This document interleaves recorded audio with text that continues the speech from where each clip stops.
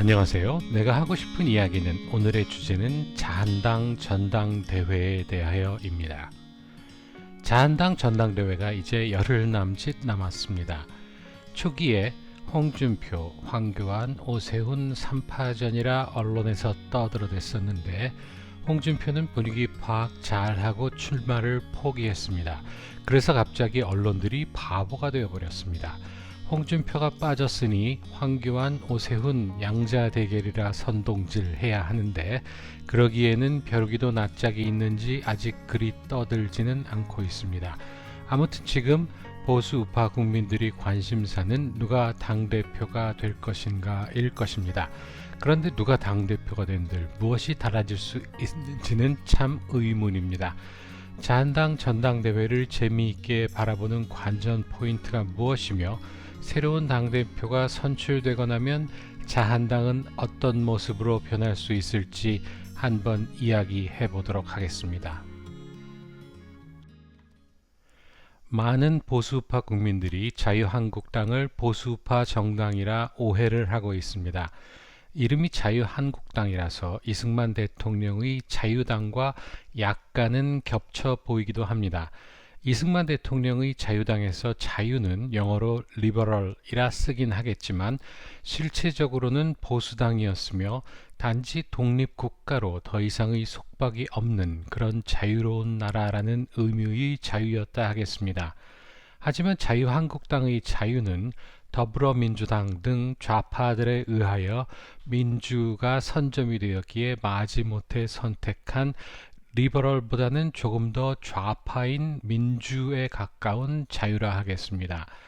5.18 광주 사태를 민주화 운동이라는 이름으로 탈바꿈 시켜주니가 민주자유당의 김영삼이었으며 그를 보수파라 생각하고 있는 많은 이들이 아직도 자한당을 지지하면서 자한당이 집권하면 대한민국이 바로 설 수 있다 착각들을 하고 있습니다.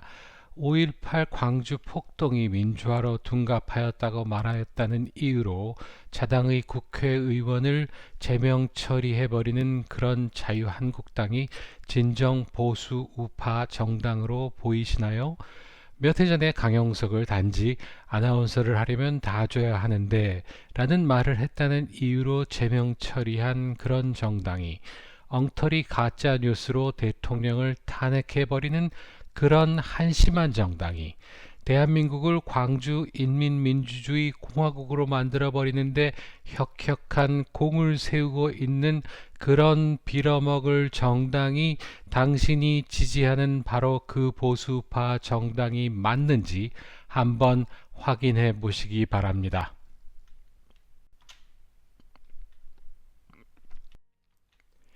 뒤늦게 당대표 경선에 뛰어든 오세훈은 민변 출신의 환경운동도 하던 강남 좌파였는데 어느 날 갑자기 보수파 코스프레를 시작한 자한당의 정체성과 딱 떨어지는 인물입니다.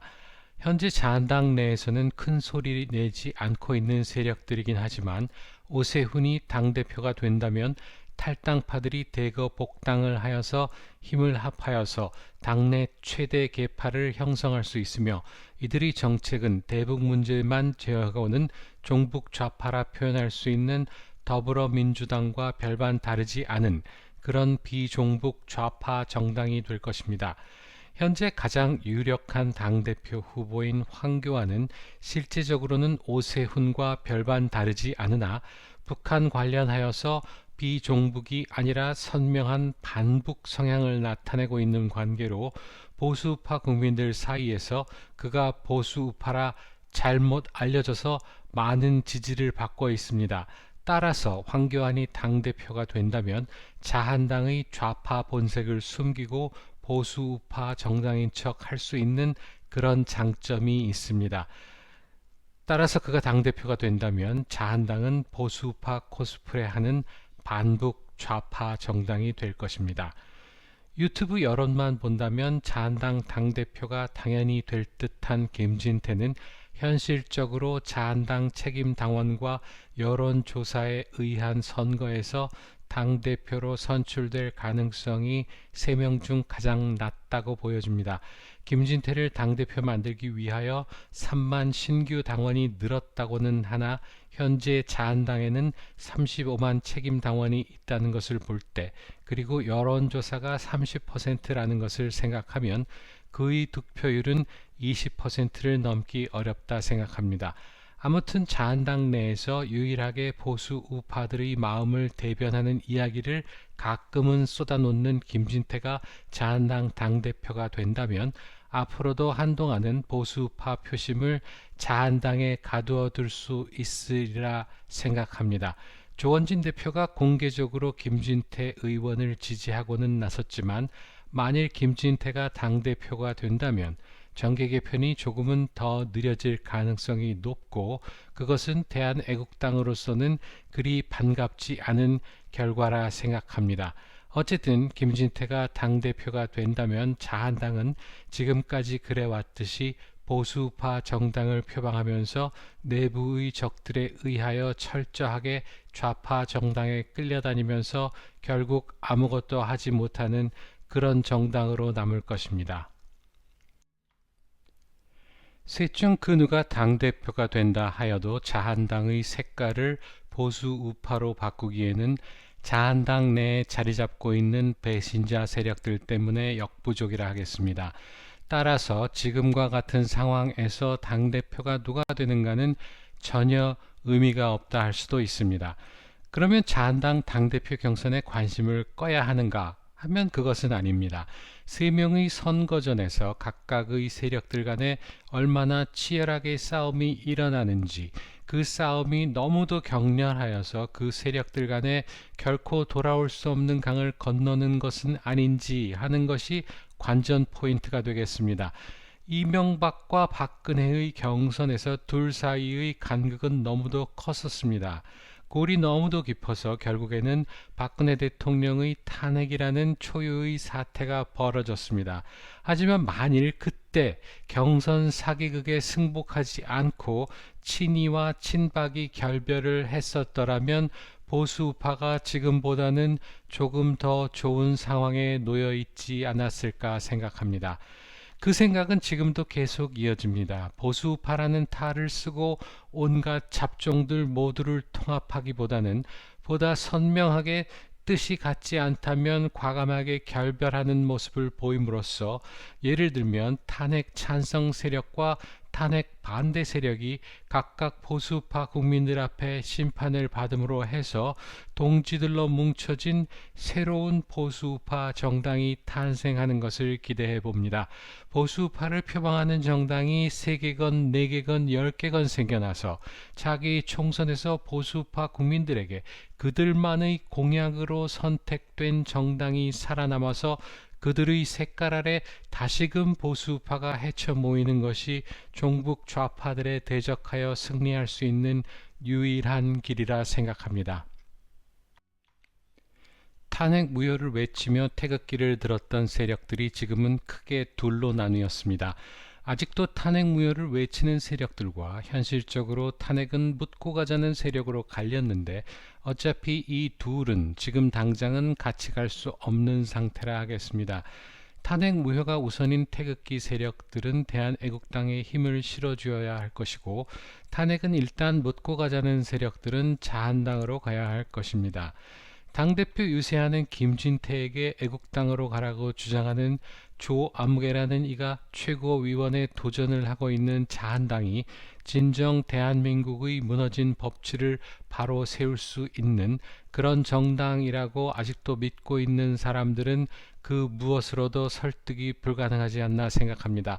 자한당이 혹시라도 개과천선하여서 일정 부분 보수파 성향을 보인다 할 때 자한당과 대한애국당이 통합을 하여야 할 것인가, 아니면 사안별로 연대를 하여야 할 것인가에 대하여도 심도 있게 연구를 하여야 한다고 봅니다.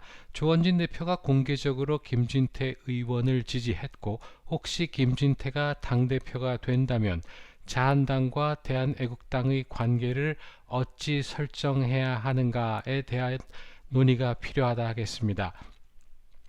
무엇보다도 태극기 애국 국민들은 무엇이 대한민국을 위한 최선의 선택인가 하는 것을 고민하셔야 합니다.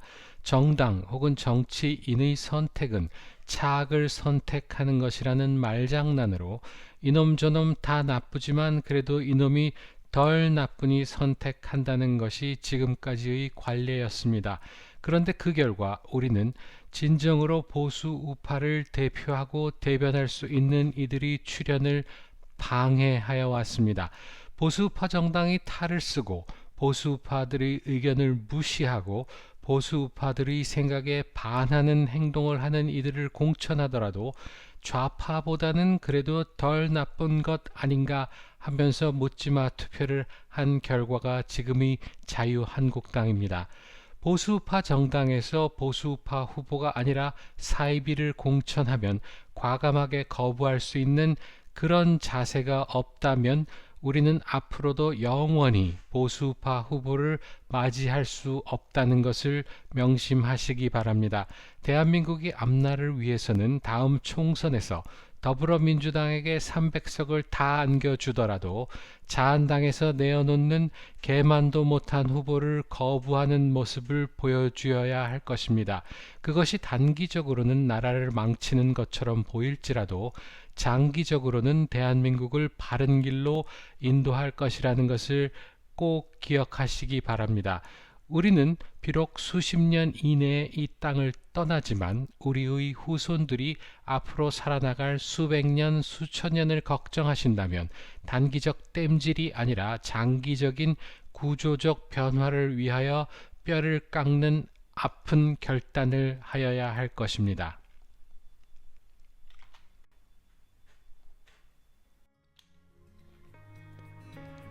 박근혜 대통령이 보수우파를 괴멸시켰다면서 뻔뻔하게 입에 침을 튀기는 이들이 있습니다. 그들은 아무런 잘못 없는 대통령을 자신들이 당권 장악을 위하여 탄핵한 그 배신자 세력에 기생하는 인간 쓰레기들입니다. 그런 인간들이 자유한국당의 국회의원으로도 있고 책임당원으로도 있습니다.